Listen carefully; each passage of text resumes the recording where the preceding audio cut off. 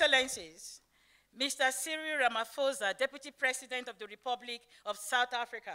Yes, indeed, as the Honorable Minister said, we have cracked it with your prestigious presence here. Your Excellency, Ms. Naledi Pandor, the Minister of Science and Technology of the Republic of South Africa, an admirable, focused, intelligent, visionary with a passion for scientific change.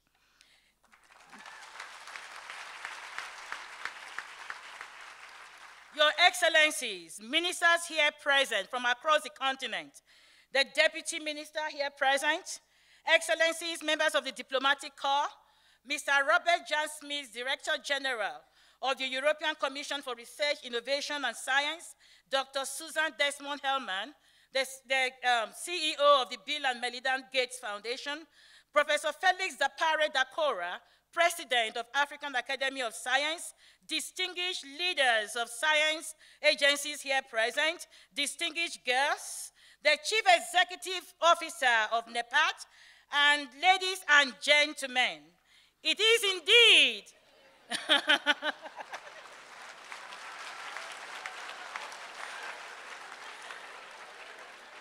Thank you. It is indeed a great pleasure for me to participate in the Science Forum South Africa 2017. Let me convey to you the warm greetings of His Excellency, Mr. Musa Faki Mahamat, the chairperson of the African Union Commission. Let me thank the government and the people of the Republic of South Africa for organizing this important forum and for the warm hospitality accorded to us. Indeed, Science Forum South Africa is evolving into a powerful platform for advancing science, technology, and innovation in the continent. There is an excitement in the air, and I can feel it. The heads of state and governments of the African Union adopted our people-centered and long-term Agenda 2063 in January 2015.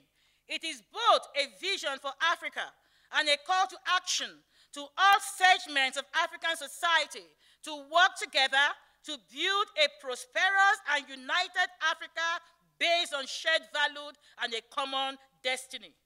Agenda 2063 enables us as a continent to remain focused and committed to the ideals envisaged in the context of a rapidly changing world and hold ourselves accountable to address socio-economic challenges and deliver on the aspirations of our continent. On the global front, in the same year, the world adopted the Sustainable Development Goals for collective action on global development challenges. We have deep conviction on the role of science, technology, and innovation as articulated by the founding fathers of African Union, that it is within the possibility of science and technology to make even the Sahara bloom into a vast field with verdant vegetation for agricultural and industrial developments. Africa needs a stronger, more dynamic, and sustainable research enterprise that is important to its economy and the society. An inclusive research enterprise that mobilizes different segments of economy and society, academia, research, industry, funding institutions, public and private sectors working together to make Agenda 2063 the vision of a prosperous, integrated, peaceful Africa driven by its own competent citizens and skilled youths in order that Africa becomes the land of Canaan that we all dream of. When I come in from the airport, I saw science, technology, and innovation in South Africa. I saw the bridges, I saw the neat roads, and I believe that as we are seated here, each and every one of us, we can say indeed something is happening in Africa and we can tap the change. After all, we need to borrow best practices for those who have been there and know how to do it. During the development of the AU Agenda 2063, the Commission ensured right at the onset that Agenda 2063 is underpinned by education, science, and technology as enablers and tools of achieving aspirations articulated therein and create long-term economic benefits for the continent and beyond. We are aware that although our countries have collective goals and shared needs, that there are different development levels with differentiated capacities, whether financial, human capital, scientific and technological. We are also aware that most of our countries are disproportionately affected by well-known development challenges that are multifaceted, interlinked, and transcend national boundaries. Some cannot be addressed by government single-handedly. For example, poverty and inequalities, diseases, adverse impact of climate change, food and nutrition security, digital infrastructures, health and disease outbreaks, trade and the environment. They require a functional system that is built on strong transnational collaborative approaches that utilize our diversity, range of existing capacities and expertise while leveraging international cooperation. Therefore, there are continental frameworks in line with Agenda 2063 to transform Africa into a knowledge-based and innovative-led society.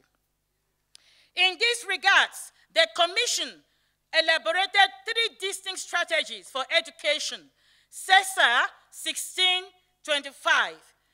The Continental Education Strategy for Africa sets up a qualitative system of education and training to provide the African continent with efficient human resources.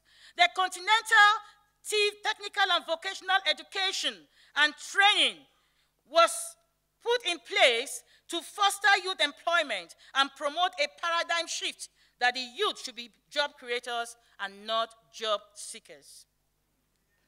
Then science, technology, and innovation, CSIR 2024, was a multi-sector approach to collaborate science. These strategies were to drive human capital development, youth employment, youth empowerment, productivity, and economic growth. These strategies designed to enable us to break down barriers that create a fragmented science, technology, innovation system on the continent through strengthening coordination and addressing weak levels of investment in both education and research. We need to reach out to key stakeholders across our continents, across our countries, across sectors and policy spectrum to promote a multidisciplinary cross-fertilization approach that creates new value chains, adds value to our natural resources, and accelerates the diffusion of breakthrough innovations into industries and society. At the level of the African Union Commission, efforts have been made. Recently, from the 21st to the 23rd of October 2017, we held a second specialized technical committee on education, science, and technology in Cairo, Egypt, to reflect on self-renewal in terms of self-reliance, ownership of education, ownership of science and technology on the continent, provision of domestic resources, and reduction of over-dependence on external funding for programs. We reported on several progress being made, such as implementation of the African Union Research Grant, Kwame Nkrumah Scientific Awards, and the Global Monitoring for the Environment and Security, GMS and Africa. The Pan-African University is an exemplary flagship model meant to uplift education, science, and technology, as well as to address drawbacks in research and innovation on the continent. The Pan-African University constitutes 5 institutes distributed across Africa's 5 geographical regions. 4 of the Pan-African University institutes in the Western, Eastern, Central, and Northern regions are operational and are already graduating students from across Africa. We are eagerly waiting to see the Pan-African University Space Sciences Institute open its doors from Cape Peninsula University of Technology and join the Pan-African University family soon. This is very critical as we adopted the African Space Policy and Strategy in 2016 as a concrete step to enable member states to harness space resources in a more coordinated and systematic manner. Yes, Africa has to rapidly build its capabilities in Earth observation systems, navigation and positioning, satellites and communication, space exploration, and education in a global perspective. Yes, the future decides today the Africa we want, as we listen in science and communication this morning. Let's challenge ourselves today to be active, conscientious, and responsible, and visionary ministers, policymakers, business entrepreneurs, youths, and citizenry. Let's be scientific in the way we think, the way we aspire, brothers and sisters. We need one another to make a paradigm shift. I make a plea to all chairpersons of science and technology in Parliament to come together and work out strategies, connecting the science and technology and make it a reality. I call on Nepal to keep the flow aglow with the funding they give to us. Our international stakeholders here present, please, please, please, hold our hands and teach us from your best practices. We fail in our duty as policymakers, as government, and whatever portfolio we hold if we don't deliver to the people who look up to us. In this sense, I also make a plea to the African Academy of Sciences and all national academies to come to the table and help the African Union to deliver. Desmond Tutu said, Ubuntu, I am because we are. If we don't tie the bundle together, we cannot be together. Let's move and drive the continent to where it is supposed to be. And I believe if we do that, then our ancestors will dance in their graves. Allow me with these remarks to thank the organizers of this forum and our host Department of Science and Technology, the people and the government of South Africa. Let this conversation not end with today's program. Let us not be cemeteries of ideas and cemeteries of policies and cemeteries of conferences. Our mass media need to continue to press the case for science, technology, and innovation on the continent.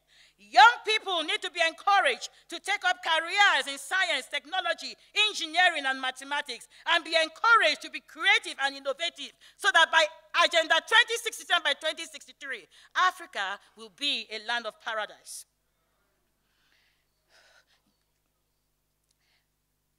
Let's make it accessible to all. Scientists and practitioners need to demonstrate the practical value of STI to our policymakers so that they can embrace much investment, 1% GDP to research and development.